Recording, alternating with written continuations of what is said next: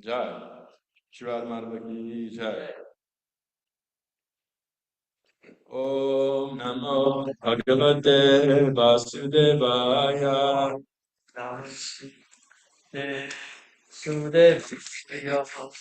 Om Namo Bhagavate Vasudevaya. Om Namo Bhagavate Vasudevaya.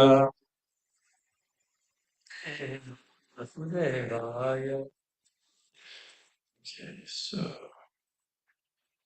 good morning, dear devotees. Thank you for attending.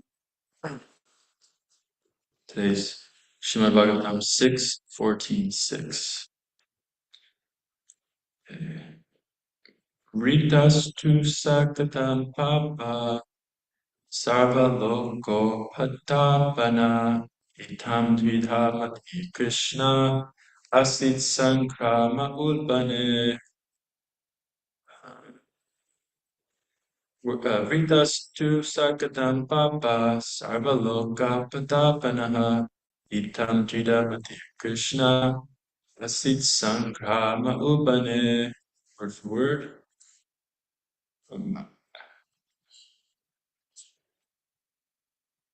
Thank you, Tara, depending on you right now. Okay, word for word. Rita Sura. Two. But. Sa. He. Katam. How. Papa. What is that? Anyone know? Papa. Although sinful, getting the body of a demon. Sarva Loka. All the three worlds. Upatapana. The cause of suffering. Tam. Such. Dridamati. Firmly fixed. Intelligent. Sorry.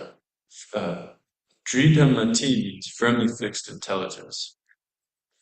Krishna. In Krishna. Asit. There was. Sangrame. Ulmane. In the great blazing fire of battle.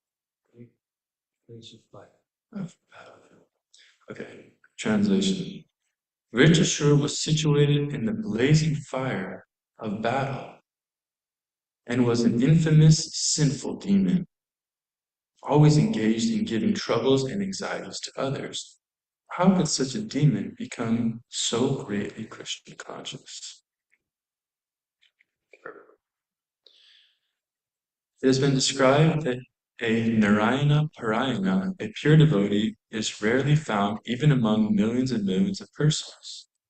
Therefore, Parikshit Maharaj was surprised that Vritrasura, whose purpose was to give trouble and anxiety to others, was one of these devotees, even on a battlefield. What was the reason for Vritrasura's advancement?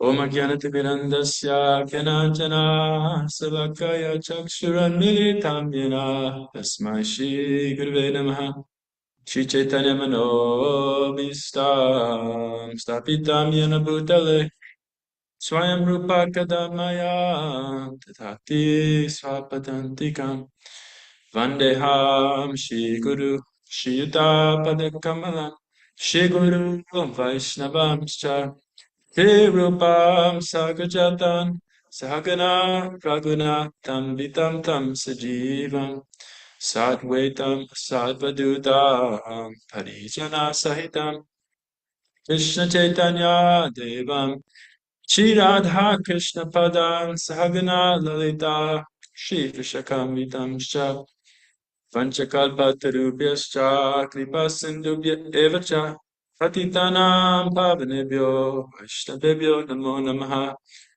Jai Shri Krishna Chaitanya Prabhu Nityananda Shri Advaita Gadadhar Shivasari Gaura Bhakta Vrinda Hare Krishna, Hare Krishna, Krishna Krishna, Hare Hare, Hare Rama, Hare Rama, Rama Rama, Hare Hare. I become at least 5 times more enthusiastic in the presence of Sir Law. So, I have a confession to make, and that confession is that something happened with the scheduling, and yeah, somehow the schedule for the Bhagavatam class got thrown out in terms of the numbers.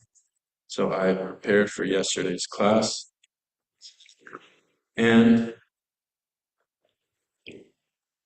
um,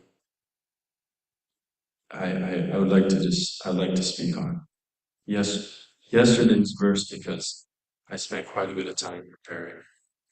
If that's okay. Repetition is necessary to thoroughly understand the subject matter. And yeah, so yesterday's verse was speaking about impersonalism. So I thought this was a nice. I mean, Prabhupada references this quite a bit, and it's a very important topic. And sometimes we don't go. Sometimes it's one of those things that we just take on the surface level and don't really go too deep into. So I try to just go a little bit deep. And this class is based on two seminars, and to show the depth of this topic, one of the seminars, well, both seminars were given by some of our best scholar devotees, both PhDs, and highly revered. One, Radhika Raman Prabhu, his seminar was 6 hours, roughly, and then the other one that I'm referencing from is His Grace Ravinda Sarup Prabhu, who gave a 20-part series, so it comes out to like 30 hours or something. He did a class course in Vrindavan. So that's the depth of this topic, from a devotee point of view. You can go quite deep into it. So I listened to the 6 hours. I didn't of Radhika Mahaprabhu. I didn't listen to all 30 hours of Ravindra Prabhu's. But these are the nuggets that I got so far. So I was going to start off with definition. So Mayava. Um, and before I say that, it's just to increase the importance of this topic. Of course, Srila Prabhupada in his own pranam mantra, the second part of his pranam mantra, which he composed himself, says Nirvisesa Sunyavadi Pasita Desatarine. So Prabhupada came to deliver the Western countries by preaching the message of Lord Chaitanya and deliver us from this impersonalism and voidism. And also, if one looks at the acharyas, pretty much since Sankaracharya, which we'll get into later, since he started speaking this Mayavada philosophy in 800 AD, every acharya after that has spent considerable time trying to refute this Mayavada philosophy. So so every acharya since 800 AD has spent considerable time There's, Madhvacharya, Nimbarka, Chaitanya Mahaprabhu, Goswamis. Uh, yeah, so a it's quite important as Gaudiya Vaishnavas to defeat this philosophy. Okay, so definition. Mayavad. So Maya, of course, is illusion, um, and Vad is like to speak, to propound, like that, to teach. So the teaching of that this is illusion. So what's common terms that we hear for Mayavad, other ways of describing. Uh, there's these labels of Dvaita and Advaita. So uh, so Dvaita means duality. So we are like Dvaitas ultimately, because we believe that there's duality. There's us, the jiva, and then there's Krishna. Whereas Advaita means non-duality. Um, so, one common uh, title for this Mayavad is Advaita Vedanta. Yeah. Um, so of course, even in this Advaita, there are different branches. So we see even in Prabhupada's Pranam mantra, it says Nirvisesha and Shunyavadi. So Nirvisesha means um, impersonal. Does anyone know the difference? Nirvisesha versus Shunyavadi. Nirvishesha is one, and Srinivadi is zero. Yeah, nice, Kaustubh. Thank you. He concisely said Nirvisesha means oneness, Shunyavadi means zeroness. Yeah, Is that really a word? sure. I'm just saying because you're a math guy. Okay. Yeah. So pretty much nirvisesha means,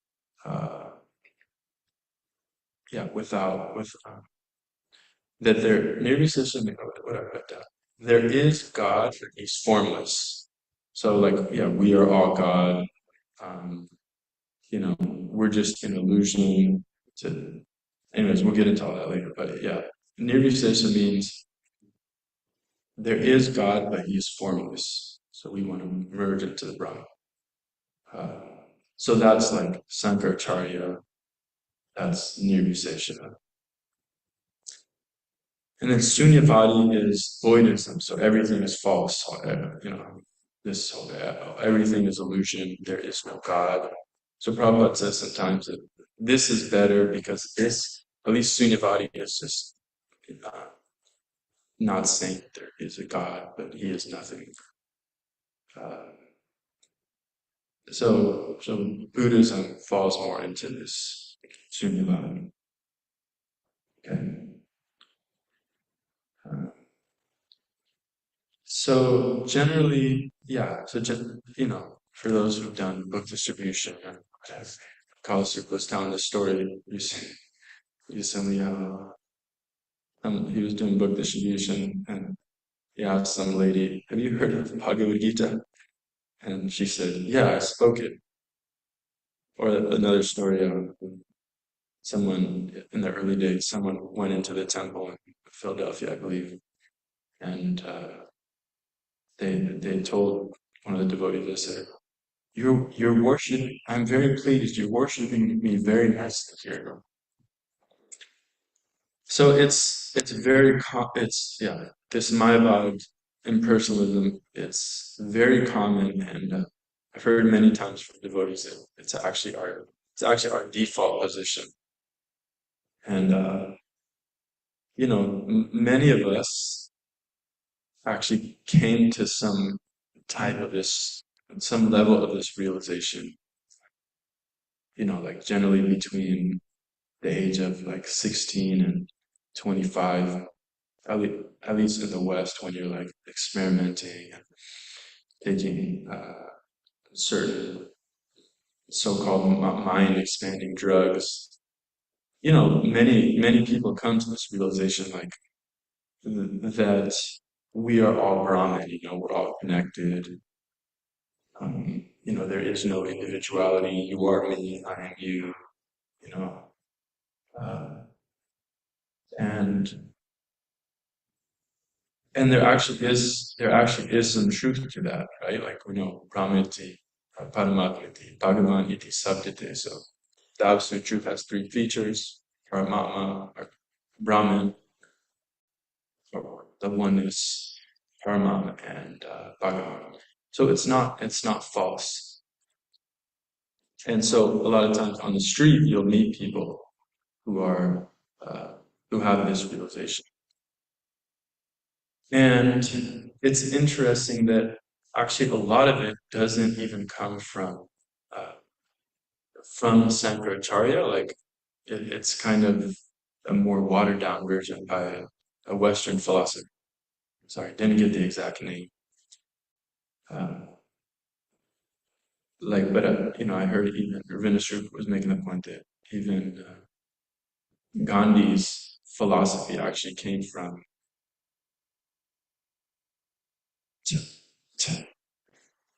That's all I got. That's all I got. That's all I remember from the person's name. Anyway, some Westerner.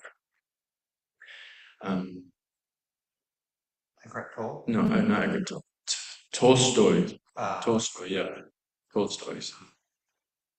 So it's interesting that even in India, like some the influence for Gandhi was from a Western philosopher, and there was another, Mayavad literature that was put out by Western.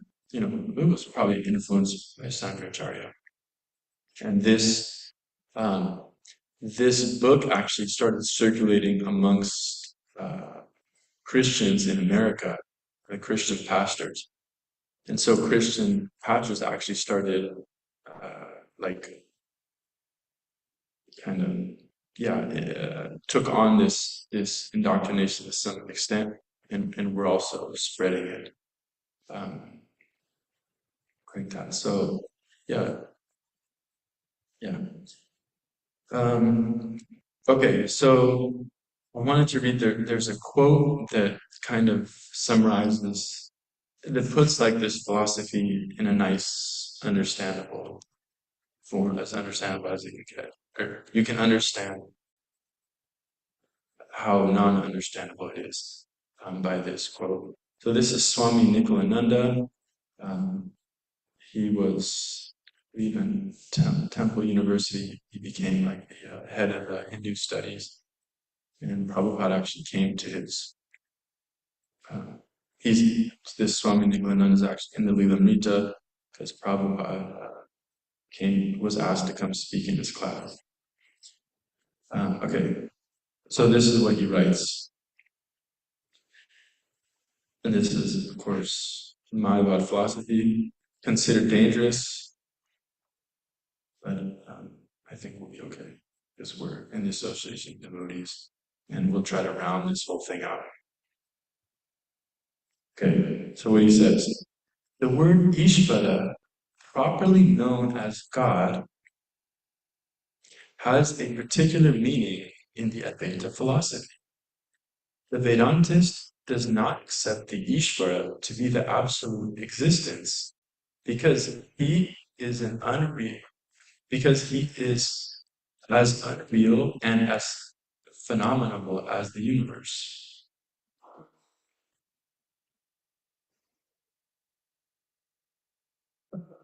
Brahman, Brahman associated with ignorance is known as Ishvara. The difference between Ishvara and the ordinary man is that the former, though associated with matter, is not bound by its chains, whereas the latter is enslaved. Ishvara is the highest. Ishvara is the highest manifestation of Brahman in the phenomenal universe. So we can see they don't accept that Ishvara is a person. They just are saying that Ishvara is just the Brahman, and the only difference is between us and Ishvara is that we're in illusion. We don't realize that we're actually God. Um,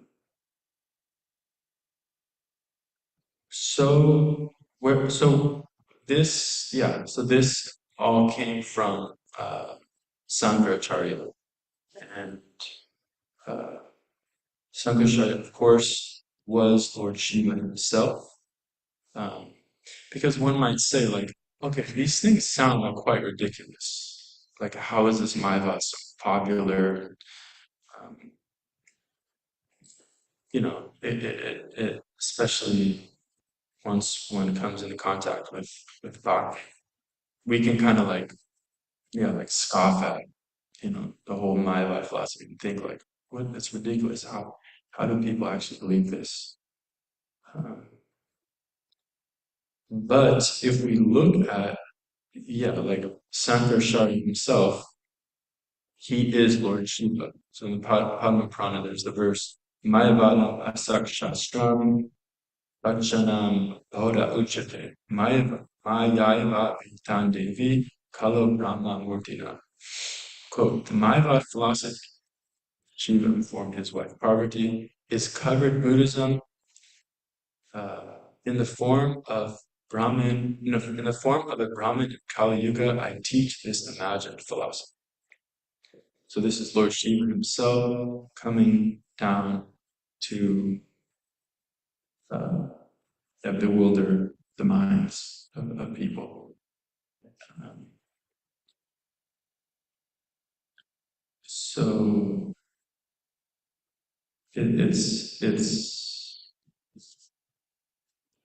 it's formidable, and we look at also other Mayavad like Sarvam Bhattacharya.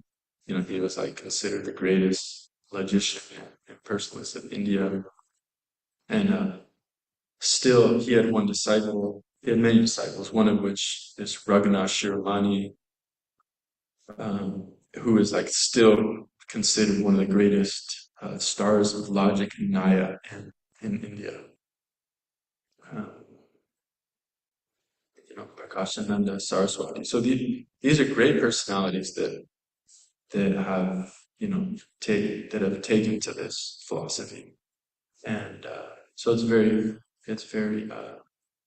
and the reason, yeah, so it's very formidable. Uh, so I wanted to get into, okay, so a breakdown now, like how did it all come? Okay, so um, this is from the verse of Chaitanya Charitamrita, CC Adi Lila 7, chapter 7, verse 106. So to break it down, so yeah, the Vedanta is one of the six darshans, and this six darshan had like the Samhitas, the Brahmas. There's one portion forest dwellers, like that. Um, so the Vedanta is one of these six darshans. Um, and so the Vedanta Sutra is what Sankaracharya commented on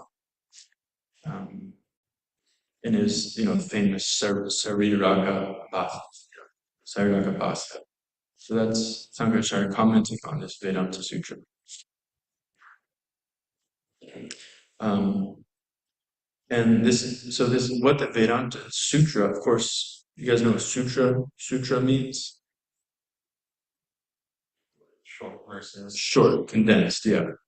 So pretty much the Vedanta Sutras are a way to understand all the Vedas, all the Upanishads in a condensed form. It's like when you're studying for a class and you're not going to write down every word, right? You're just going to write down main points like Sankaracharya. Okay.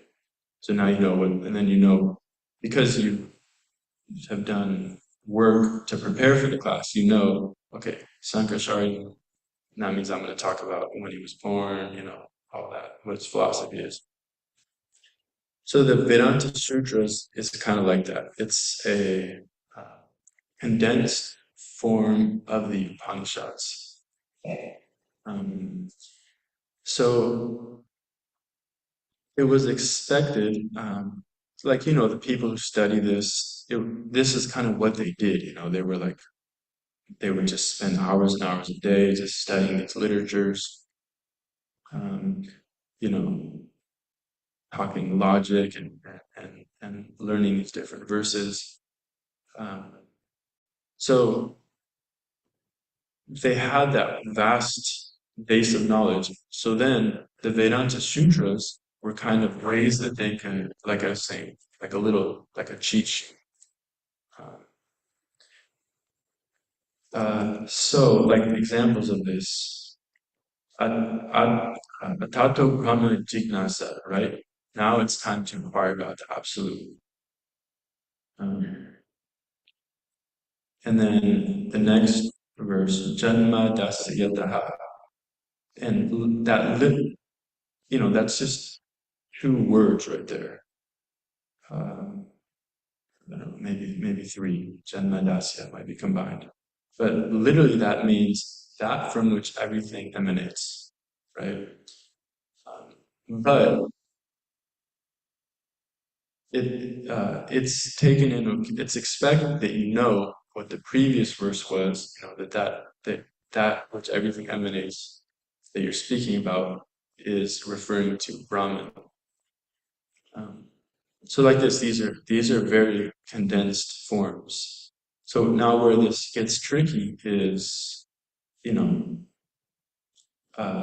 because they're just very condensed forms, their meaning can be misinterpreted very easily.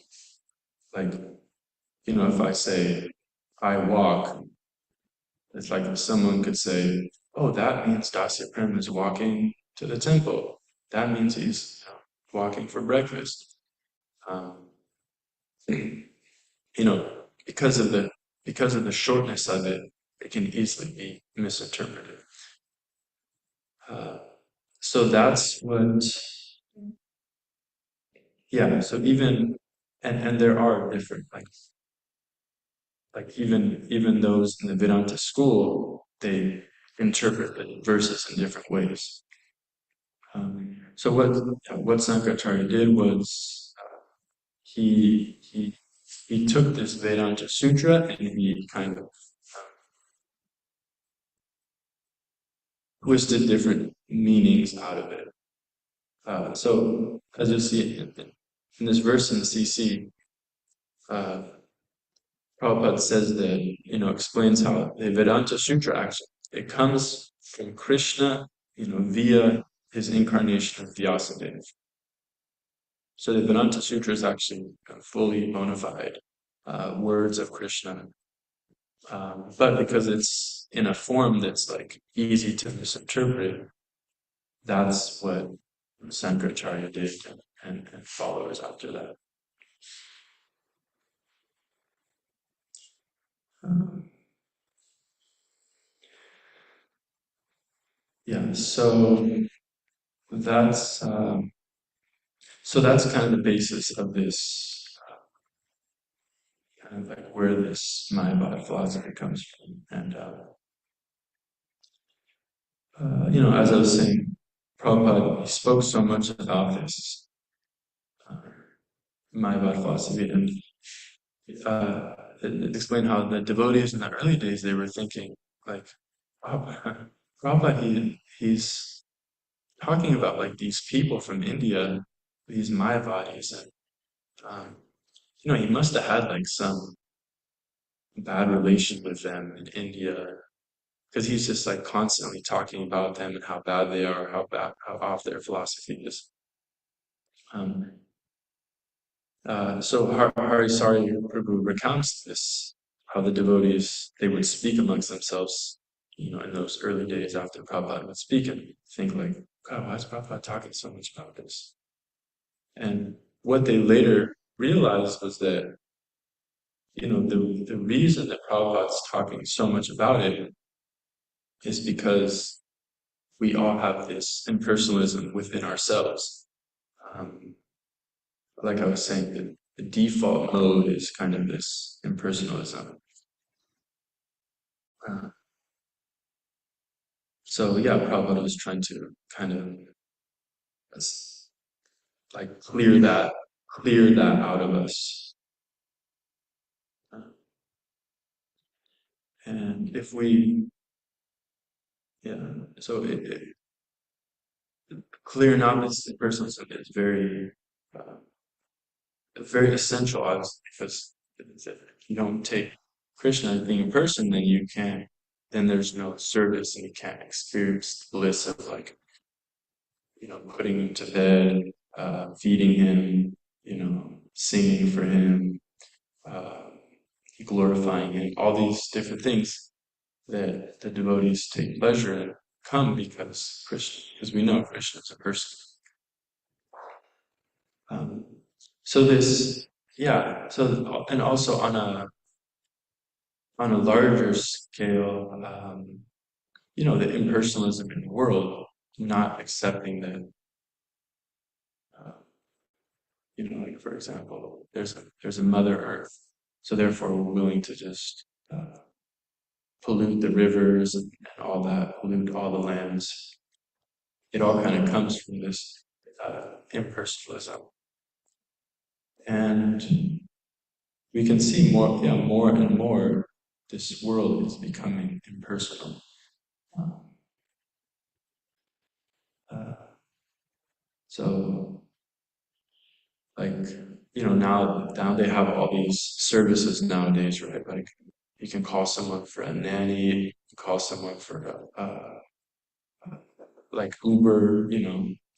There was no Uber before because it was expected, like I just have friends that if I need to go to the airport, I just call some friends. But now, okay, it's okay. Even if you don't know anyone, even if you don't have any friends, just call Uber and you can get there. Um, So yeah, this impersonalism is growing more and more in the world. And there was an advertisement for a smart house, and pretty much in this smart house, you know, like it would have features like the refrigerator would send you a notice when you were at the grocery store saying, "Oh, this is getting low. You need to buy more milk."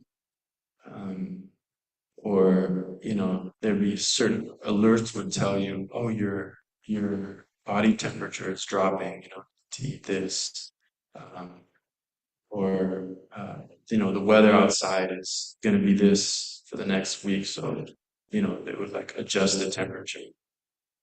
And it seems like, okay, this all seems good and well, but the implications are uh, that that means you don't have anyone in the house. When you're grocery shopping, you don't have that loved one that's at home that you can call up and say, hey, can you look in the fridge? How do we need anything? Or, you're not, you don't have that intimate connection with someone that someone can tell you, oh, your body's feeling a bit warm. Like maybe you're getting sick or you're someone when your loved ones comes home, you say, how's the weather out there? I'm going out later. Do you think I need a jacket like this? So all these, so yeah, we're creating these smart houses, these smartphones, all this, but it's all it's all aiding this kind of impersonal way of life that yeah, I actually don't need another person, I don't need to depend on others because I have this so-called smart fill in the blank. And yeah, we can see like on an individual basis, like how much this impersonalism is there uh, within us. Um, like, the other day I got a criticism from Marupamila because after our Pujari service, I would just like be out of there. And she's like, you don't even say like bye or anything, or like I gotta go, do you need any help? It's just like one second I'm there, next second I'm not there. Um, so yeah, it's and it doesn't feel good when when you're treated in this way, this kind of like impersonal way. Um, it doesn't feel good. So uh, yeah, it's very nice. The deities are there, and we can, you know, we can acknowledge that. Oh, yeah, these are people. These are like people there, and through that we can also, like it said, the neophyte he considers that yeah, Krishna's on the altar, but he doesn't see that God is within the hearts of all those around him. Uh, so yeah, what I was trying to do is like realize, okay, wow, this is actually a person here. This is Krishna, this big person out of God, and it's right in front of me. Like this is a person. Like they're seeing my facial expressions. They're feeling how hard I'm fanning. Um, all this, and then carry that on to everyone else. Like everyone else is a person. Everyone else, yeah, has feelings, has desires, and being sensitive to that.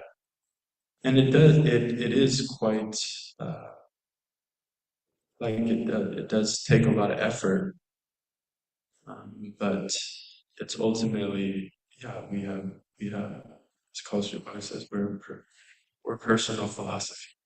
So yeah, that's our philosophy, and it does take effort because we're so rooted in this like impersonalism.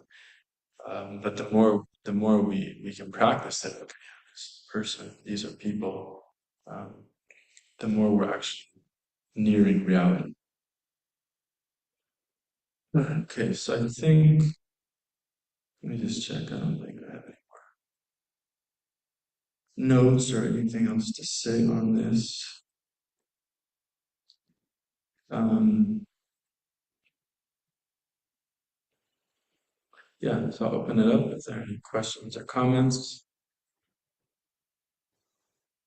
Okay, Kosovo. So, very nice class. Thank I you. could probably talk for another hour about ridiculousness of my philosophy. But yeah, I was just thinking, and I've been, thinking recently about the Sounds like it's gonna be a long comment. yeah, probably. Yeah, so I've been thinking freely about, kind of the point, related to the point you're making about how the early disciples of Prabhupada thought, like Prabhupada just had, some issues with, some live C-sex back in India, Mm, and was just kind of taking it out on them in his talks. But actually, and it's like even reading the works of the Vaishnavacharyas, it can seem like sectarian almost. Like, oh, this philosophy arose and then this philosophy arose, and they're just like infighting, right? Almost like, you have the Catholics and the Protestants, and, they fight each other. But actually, this Mayavad philosophy is, in one sense, eternal, in the sense that it's always in the material world. Like, it might have come into prominence again, or the latest way that it has come into prominence is with Adi Shankara. But it's actually always there in the material world because we're always trying to be Krishna in the material world, which is the basis of the Mayavad philosophy. Naturally, we look at Srila Prabhupada's Pranam mantra, he pointed out. They can't save the Western world from Nirvishesha and Shunyavadi. Which is interesting because nobody in the Western world ever even heard of Nirvishesha and Shunyavadi, right? If I like want to come save you from something, generally it's something that you've heard of and you're suffering. Right. Like if I said I want to come save the Western world from war, I want to save the world from pollution or things like that, people like know what I'm talking about. But actually, like even though people didn't know what Nirvishesha and Shunyavadi were, uh, actually the entirety of the Western world pretty much was suffering from, and is still suffering from. So I, of course, I've talked before about how scientific materialism, that is very prominent today, is just a currently popular form of the Mayavad philosophy. And it's actually, in some sense, the parallels are pretty exact.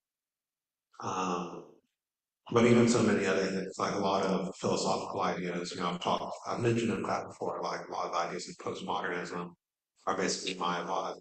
Even people like some non-devotee philosophers or thinkers that devotees find interesting. Like I know a lot of devotees are into Jordan Peterson, but if you actually listen to a talk, a lot of it's just straight Mayavad philosophy. Wow. Right? As he thinks that, all of the pastimes of God and whatever religion you're from is all just symbology, which is, another way of saying that the pastimes of Krishna are mine, which is the Mayavad philosophy. But it's so in the Western world, it's not as sophisticated as in, like the Adi Shankara, but it is a lot more subtle. And that basically every philosophy that you're getting outside of Christian consciousness, even other religious philosophies, Christianity, Islam, Judaism, things like that, have some element of Mayavad philosophy in them. So even if we are looking at all these philosophies, either to use them in Krishna service or just because, our material attachments to reading these things, we have to be careful of taking on the Mayavad philosophy and all these other ideas and the different world views that people take on. So it's a very precarious thing, actually, because it's very easy to be influenced by all of these other philosophies that have mixtures of Mayavad. And then, it's described that the Mayavad philosophy can even cause somebody in the spiritual world to fall down if they hear it with attention and convinced by it. So I have a lot more that I could say, but there's probably other people who want to make a comment. Yeah, thank you. Yeah, that's one thing that Ravindra Sri talks about is how even in the other theologies, like it's actually can be very prominent. And even there's stories or a story of a devotee who was a prominent leader in our movement and who actually was revealed that he was actually a Mayavadi. And he in Philadelphia, down the street from the Govindas, these they were Mayavadis, his followers. This person who was his leader, they were his followers, and they made a center that was pretty much Mayavad, but kind of like in the guise of Krishna consciousness. So interesting that even a devotee who was like a prominent leader in our movement actually became a Mayavad, maybe was always a Mayavad. And yeah. Okay, thank you. Ooh. Thank you very much on the next about emotional. So I have a specific approach to Srimad Bhagavatam classes and always across since the very beginning, I was always looking for some knowledge or wisdom to take to myself, and I was always approaching Srimad Bhagavatam classes as some kind of opportunity to learn how I can improve, what I can take from this lecture in myself. So on the very beginning, I hear about impersonal, just nothing else like just symptom of infection disease, which is of Krishna. Why want to become Krishna? Because they are enemy of Krishna. So this is very infectious disease. Why we are healing such a whole? Because we enemy Krishna. And therefore we're creating so many different word jugglery, like this ridiculous, mess jugglery that you quoted. This ridiculous Mayavadi philosophy. Of course, we like to create some, justification of our enemy of Krishna. So therefore, we're creating a lot of different types of philosophies just to justify our enemy of Krishna. And in this way, we can enjoy the play that Krishna created for us due to our enemy. Because there's no question to be spiritual walk when we enemy Krishna. Because Krishna is the supreme person. And if we want the supreme person, there's no question to supreme. So that's what we are here in Srimad world. That Krishna created for us, that we can just, be in illusion that we can be supreme. And if we are here, so therefore naturally we want to create some philosophy justifying our disease, our infectious disease, and our enemy of Krishna. And since I hear this, I never had any interest with this. Because since I understood that I am here in this magical world due to envy of Krishna, so therefore, what remedies I should take to just get rid of this? And I hear comparison that this infectious disease is like something nasty and awful. Like you go to some, rural, restroom, some, how you call this? Apache? Outhouse? Just a little, like hut where is this restroom in The outhouse. outhouse. Outhouse. Outhouse. So this outhouse is it's just it's not a very nice place. So you go in there just to do your business and get out from this place as quick as possible. Why? Because it's not nice environment and smells so awfully. So therefore you're going there just to go out from this as quick as possible. So similarly, when we understand where we got such a place, that's this stinky place, so that you don't want to relish this and analyze and enjoy. Rather, you just go out. Unless you are sick, very sick, and you think that this is actually delicious, it's very sweet. So, therefore, the body of Krishna, since understand that impersonality is just symptom of this disease, I don't want to manifest. Therefore, we follow Srila Goswami advice. We need to get out from this neophyte prakta bhakta, kanishta adhikari, get out as soon as possible from this platform, which is filled with impersonality, which arises from envy of Krishna. And indeed, what is the characteristic of Kanishta adhikari? Yes, indeed, he is able to understand. He has some little pious beggar to such an extent that it's able to understand, okay, there is God. But there is God and me.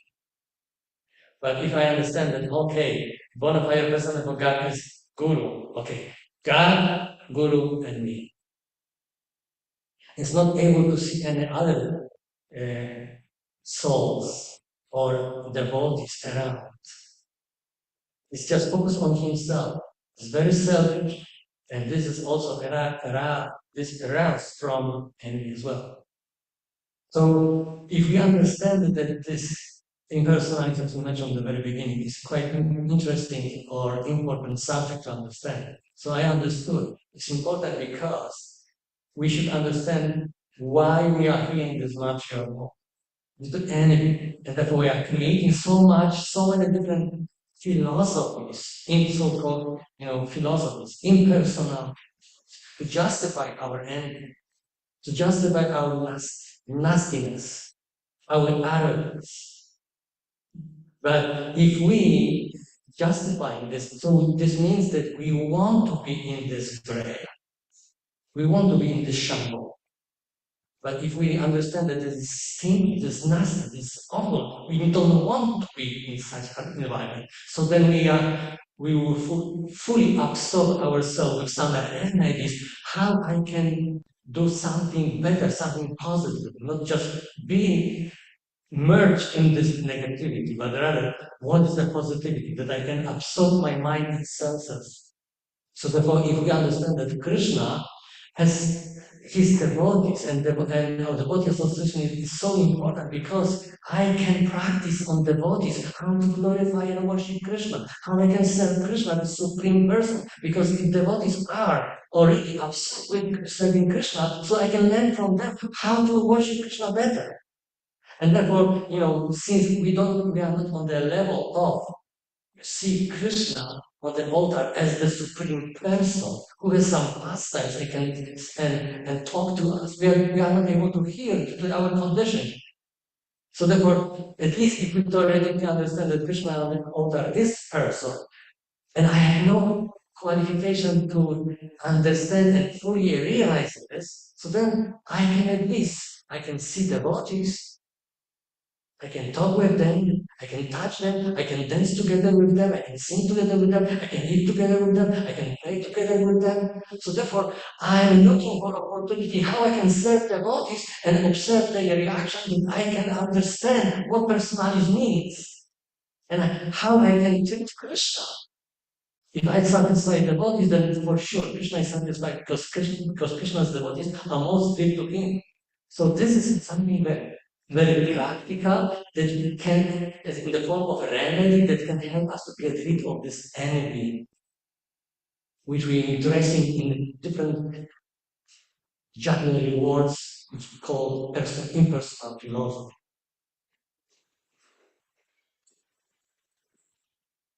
Thank you. Yeah, that's good practical application and just really getting at the root. And I remember one statement Prabhupada said, even though the Mayavadis say that the world is false, they're very good at enjoying it, trying to enjoy it. But yeah, it's just justification for sense enjoyment. That's why Prabhupada always was comparing the hogs, that they're enjoying stew. So there are some living entities that like to enjoy wage from human point of view. But for hog, it's delicious. It's so aromatic. And according to the Mayavad philosophy, there's no difference between a stool and a knife or a shot. Give them. Yeah. There's that pastime with Bhaktisiddhanta Saraswati Thakur, right? Where, of course, Bhaktisiddhanta Saraswati Thakur didn't take mangoes after the vow. So when his disciples were with him, they also didn't take mangoes. That's right. How are you going to have something that the guru doesn't have? So in time they're on a train or something, where like some Mayavad philosopher came to see them, and he was trying to speak the Mayavad philosophy. So then some of the disciples convinced the Mayavad philosopher to eat the rotten mangoes, because people would come give donations of mangoes to them, but they weren't eating them, so they were going off. And the disciples of Bhaktisiddhanta are basically saying this Mayavad philosopher. Well, according to you, everything's one, so there's no difference between a ripe mango and a rotten mango. So why don't you just eat the rotten mangoes? So they went back and forth, and my boss actually ate them all.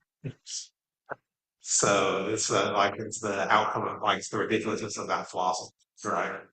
But even though it's like oh everything won, he probably have reactions from eating rotten food. Right? So it's a completely impractical philosophy. Like you can't act as far as everything's once. It's just an excuse for materialism. Nice. Thank you very much. Okay, we'll stop here. Srimad Bhagavatam ki jai, Prabhupada ki jai, Gautama Haribo.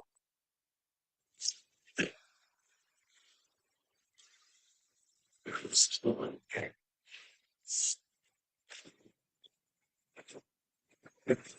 Shri Radha Rani, Shri Gita, Shri Gita,